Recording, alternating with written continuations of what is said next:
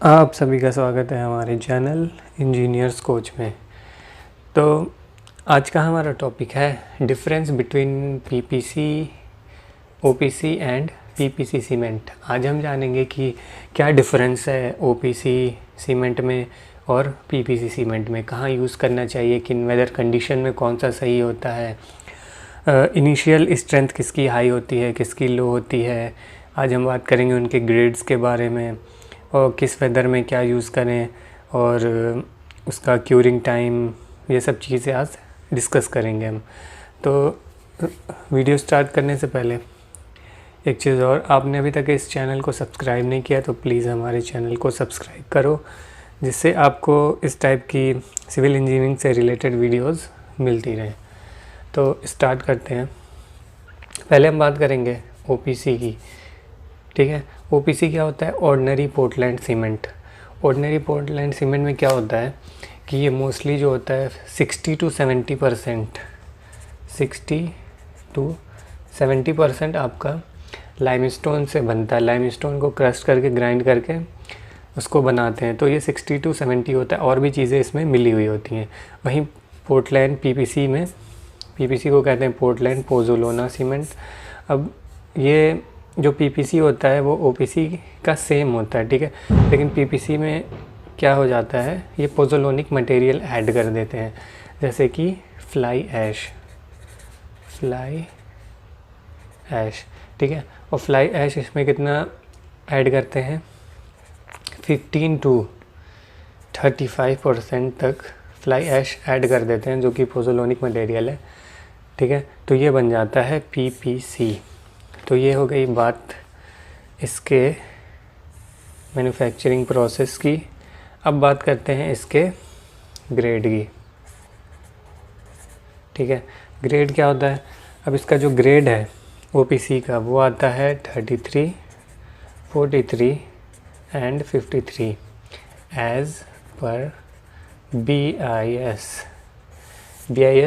Bureau of Indian Standard, ठीक है। और पीपीसी की हम बात करें तो पीपीसी बस एक ग्रेड का आता है, जो कि प्रॉपर्टीज़ जिसकी मैच करती हैं 33 ग्रेड से 1 ग्रेड, ठीक है। ये बस एक ग्रेड का आता है और जो इसकी पीपीसी की प्रॉपर्टीज़ हैं वो मैच करती हैं किससे? 33 ग्रेड के ओपीसी से, ठीक। ये तो हो गया ग्रेड की बात। अब हम बात करेंगे इसके स्ट्रेंथ की। स्ट्रेंथ की अगर बात करें, ठीक है, तो जो इनिशियल स्ट्रेंथ है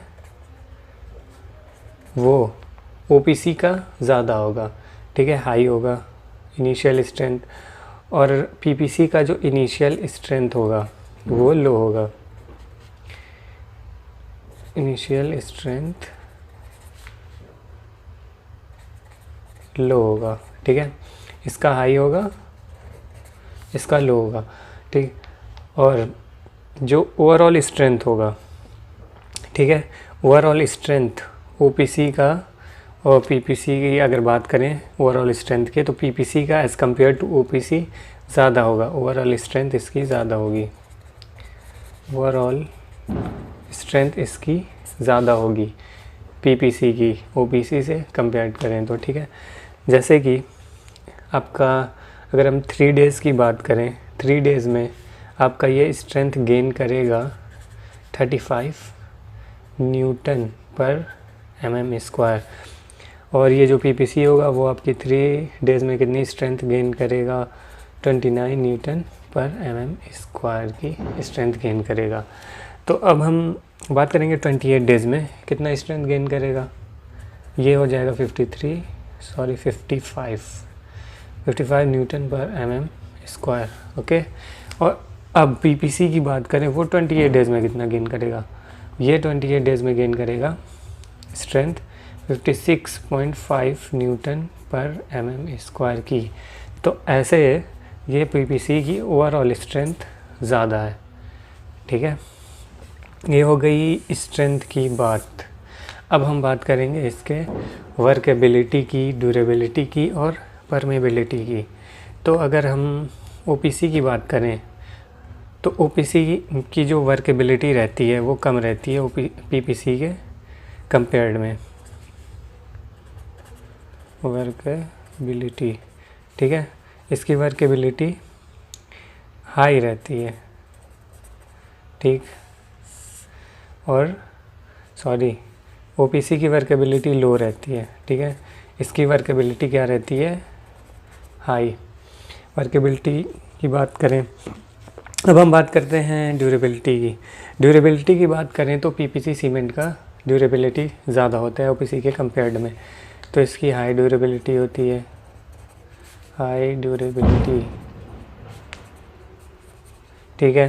अब हम बात करेंगे परमेबिलिटी की।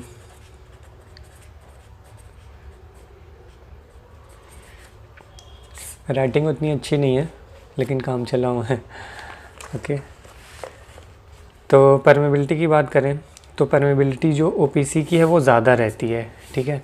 और इसकी जो परमेबिलिटी रहती है पीपीसी की, परमेबिलिटी क्या रहती है, लो रहती है, लो परमेबल रहता है। तो ये इसकी लो परमेबिलिटी के वजह से इसे हम ऐसे स्ट्रक्चर्स में यूज़ कर सकते हैं जहाँ जैसे कुछ लीकेज होने का चांसेस रहें, जैसे वाटर स्ट्रक्चर्स रहें, ऐसे में ये हम यूज़ कर सकते हैं। जहाँ हमें वाटरप्रूफ स्ट्रक्चर बनाना हो वहाँ पे हम पीपीसी का यूज़ कर सकते हैं, ठीक है, ऐसे जगह पे, क्योंकि इसकी परमेबिलिटी लो है, इसकी परमेबिलिटी ज़्यादा है ओपीसी की। तो ये बात हो गई वर्केबिलिटी की, ड्यूरेबिलिटी की और परमेबिलिटी की। अब हम बात करेंगे इसके सेटिंग टाइम की। Setting time, okay. अब इसका जो इनिशियल सेटिंग टाइम है, पेज टर्न कर लें, यहाँ क्लियर नहीं लिख पाएंगे यहाँ पे। अब हम बात करेंगे सेटिंग टाइम की। सेटिंग टाइम यहाँ लिख देते हैं ऊपर जिससे क्लियर है, ये ओपीसी का है, ये है पार्ट पीपीसी का, ठीक है। अब सेटिंग टाइम की बात करेंगे हम। अब आपका जो इनिशियल सेटिंग टाइम होगा, इनिशियल सेटिंग टाइम होगा वो है 30 मिनट, ठीक है। पीपीसी का भी इनिशियल टाइम है, सेटिंग टाइम है 30 मिनट्स, ओके। और फाइनल सेटिंग टाइम क्या है, 11.6 डेज़ आपका ओपीसी का फाइनल सेटिंग टाइम है। और आपका इसका पीपीसी का कितना है, 25 डेज़ है, 25 डेज़ फाइनल सेटिंग टाइम। तो ओपीसी का यूज़ वहाँ ज़्यादा होता है कि जैसे हमें स्ट्रक्चर जल्दी जल्दी बनाना हो, तो ऐसे जगह पे इसका ओपीसी का यूज़ होता है, ओके। अब यहाँ पे हम बात करेंगे क्यूरिंग की। इस अच्छी स्ट्रेंथ गेन करने के लिए क्यूरिंग बहुत ही ज़रूरी होती है। तो इसका क्यूरिंग पीरियड है 7 डेज़ तक, इसे प्रॉपर क्यूरिंग चाहिए होती है। और वहीं पीपीसी में 10 डेज़ की प्रॉपर क्यूरिंग चाहिए होती है। अब ये क्यूरिंग पीरियड बढ़ भी सकती है, ठीक है। जहाँ टेम्परेचर बहुत ही ज़्यादा होगा, हॉट होगा, वहाँ पे इसकी क्यूरिंग टाइम आपका बढ़ जाएगा, 10 डेज़ हो सकता है, ठीक है। इसका 14 डेज़ हो सकता है क्यूरिंग पीरियड, ठीक है। ये था क्यूरिंग। अब यूजेस की बात करें, ठीक है। अब इसमें बताएंगे, जैसे मान लो ओपीसी में हमने बताया कि 3 ग्रेड का होता है, ठीक। कहाँ गया, हाँ, ओपीसी 3 ग्रेड का होता है, 33, 43 एंड 53। अब इसमें जो 53 ग्रेड की है वो आपको जैसे मास कंक्रीटिंग के लिए यूज़ नहीं करनी चाहिए। इसमें एक स्टेप छूट गया, वो हम बताएंगे क्यों। जैसे जो 53 ग्रेड रहता है, ठीक है, वो प्लास्टरिंग के लिए यूज़ नहीं करना चाहिए। और जो ये काफ़ी हीट जनरेट होता है, एक इसमें ये है आपका हाइड्रेशन प्रोसेस, हाइड्रेशन प्रोसेस, ठीक है।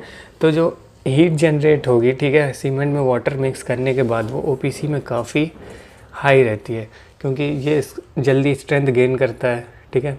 तो इसमें जो हीट जनरेट होती है वो हाई रहती है, और जो इसमें हीट जनरेट होती है, जो हाइड्रेशन प्रोसेस रहता है वो लो रहता है।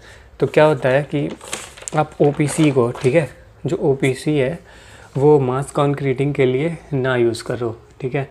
इसलिए नहीं यूज़ करना चाहिए क्योंकि जैसे मास कंक्रीटिंग में काफ़ी हीट जनरेट होगी तो क्रैक्स पड़ने, उस स्ट्रक्चर में क्रैक्स डेवलप होने के चांसेस ज़्यादा रहेंगे। और OPC का अगर आप 53 ग्रेड का प्लास्टरिंग के लिए यूज़ करोगे तो उसमें भी क्रैक्स डेवलप होने के चांसेस रहेंगे। तो OPC का अगर अब यूज़ बताएं तो कहाँ का यूज़ कर सकते हो, जैसे स्लैब्स में, कॉलम्स में, ये सब जगह पे OPC का यूज़ करना चाहिए। वहीं जैसे मेसनरी वर्क हो गया, प्लास्टर वर्क हो गया, इसे हम RCC में भी यूज़ कर सकते हैं, ठीक है, यूज़ होता है, जैसे कॉमर्शियल में, रेजिडेंशियल में भी यूज़ होता है, ठीक है।